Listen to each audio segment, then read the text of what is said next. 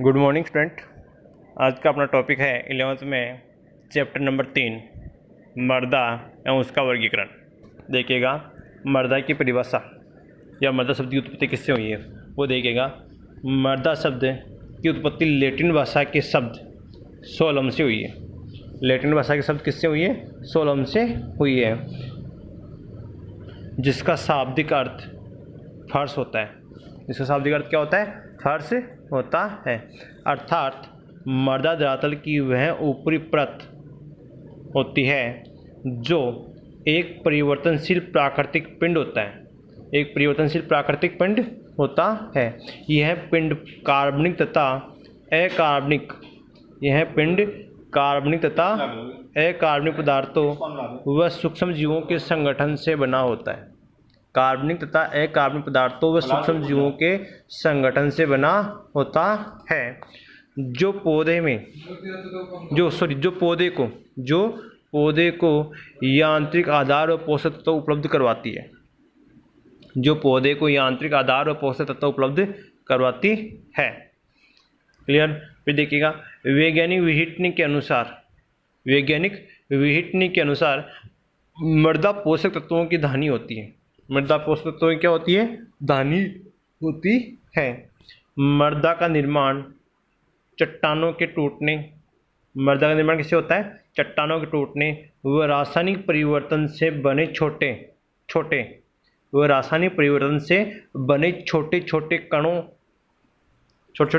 कणों व उन पर रहने व उपयोग करने वाले पादप व जंतु से बनी होती है। जैसे मान लो मर्दा है, मर्दा पे जंतु भी रहते हैं और पेड़ पौधे भी पाए जाते हैं। ठीक है, तो उनके जो अवशेष हैं, ठीक है, वो अवशेष गल सड़ के किसका निर्माण कर रहे हैं? मर्दा का निर्माण कर रहे हैं, कार्बनिक पदार्थ का। ठीक है, अब देखिएगा टॉपिक अपने मर्दा का संगठन, कंपोनेंट ऑफ सॉइल। देखिएगा इसमें पौधों को पोषक तत्व प्रदान करने की दृष्टि से ठोस व द्रव अवस्था मुख्य होती है। अतः इन्हें चार मुख्य अवयवों में विभाजित किया जाता है। ठीक है, जैसे खनिज पदार्थ, कार्बनिक पदार्थ, जल व वायु। लेकिन इनके भी मेनली कितने हैं? दो। इनके कितने रूप हैं? दो हैं। ठीक है, पहला है ठोस पदार्थ, दूसरा है द्रव रूप में। तो ठोस पदार्थों को अपने दो भागों में बांटा है, तो खनिज पदार्थ और एक कार्बनिक पदार्थ। द्रव रूप में अपने दो भागों में बांटा है, जल के रूप में व वायु के रूप में। क्लियर? देखिएगा आयतन की दृष्टि से या आयतनात्मक की दृष्टि से मर्दा का संगठन कि खनिज पदार्थ कितने पाए जाते हैं, कार्बनिक पदार्थ कितने % पाए जाते हैं, वो देखिएगा। खनिज पदार्थ पाए जाते हैं 45%। खनिज पदार्थ कितने %? 45%। कार्बनिक पदार्थ की बात करें तो 5%, 25% वायु और 25% जल। 25% वायु, 25% जल पाया जाता है। फिर हम मर्दा परिच्छिदी का सोइल प्रोफाइल, इसको बोलते हैं सोइल प्रोफाइल। देखिएगा परिभाषा क्या होती है? मर्दा में पाए जाने वाले विभिन्न संस्तरों के खड़े कटान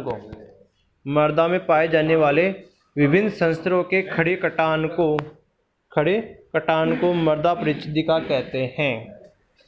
क्या कहते हैं? मर्दा परिच्छिदिका कहते हैं। मर्दा में मुख्यतः 5 प्रकार के संस्तर पाए जाते हैं। वो है O A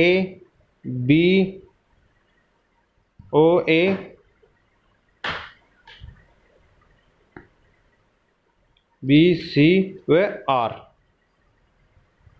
ठीक है, तो सबसे ऊपरी संस्तर होता है वो ओ संस्तर होता है, जिसको बोलते हैं कार्बनिक संस्तर। इसको क्या बोलते हैं? कार्बनिक संस्तर। ये जंगली एरिया होते हैं, जहाँ पे जंगल ज़्यादा पाए जाते हैं, वन, वहाँ पे ये पाया जाता है। फिर एक कृषि संस्तर ए। ठीक है, इसको अपन खनिज संस्तर भी बोल सकते हैं। क्या बोल सकते हैं? खनिज संस्तर। फिर है बी है। ठीक है, इसमें लो एग्रीकल्चर इनपुट्स होता है, मतलब ये समझ लो इसमें जो पौधे की जड़ें हैं पौधे की जड़ें होती है वो कौन से संस्तर में जाके होती है, बीज संस्तर में। इसमें हल्का पथरीला संस्तर आ जाता है। जबकि सी और आर है, सी और आर वो टोटली क्या होता है, पथरीला संस्तर होता है। ठीक है, नीचे जो भूगर्भ में जो पत्थर पाया जाता है वो सी और आर परिस्थिति का होती है। देखिएगा नीचे, ओ संस्तर को कार्बनिक संस्तर कहते हैं। ओ संस्तर को कार्बनिक संस्तर कहते हैं। यह संस्तर जंगलों में पाया जाता है। कहाँ पाया जाता है, जंगलों में पाया जाता है। ए संस्तर को कृषि संस्तर, ए संस्तर को कृषि संस्तर कहते हैं क्योंकि इस संस्तर में फसलों की बुआई की जाती है व उत्पादन लिया जाता है। इस संस्तर को मैट्रिक संस्तर भी कहते हैं क्योंकि इस संस्तर में फसलों के लिए, इस संस्तर में फसलों के लिए आवश्यक सभी पोषक तत्व उपस्थित होते हैं, आवश्यक सभी पोषक तत्व उपस्थित होते हैं। क्लियर। फिर है बी संस्तर। कौन सा है, बी संस्तर।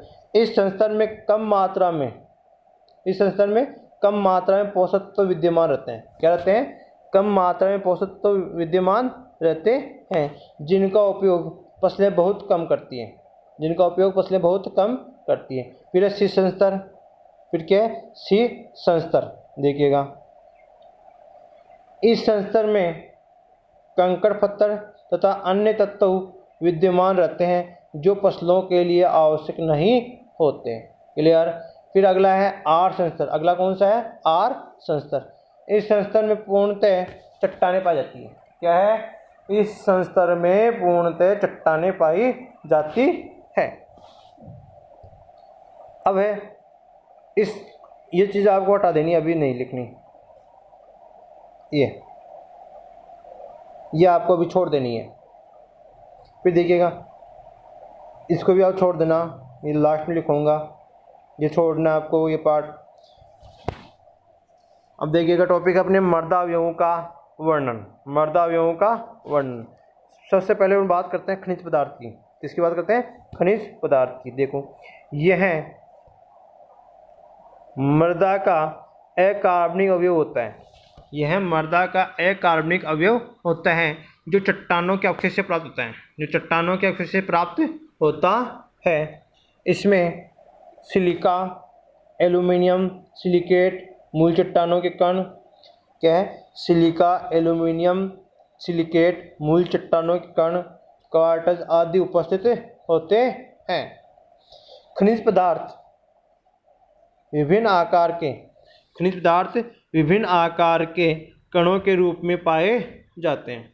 किसके रूप में पाए जाते हैं, विभिन्न आकार के कणों के रूप में पाए जाते हैं। जैसे खनिज पदार्थों में 90% सिलिका, एल्यूमिनियम, आयरन व ऑक्सीजन होती है, जबकि 10% कैल्शियम, मैग्नीशियम इत्यादि पाए जाते हैं। इसके आगे अपन अध्ययन करेंगे कल।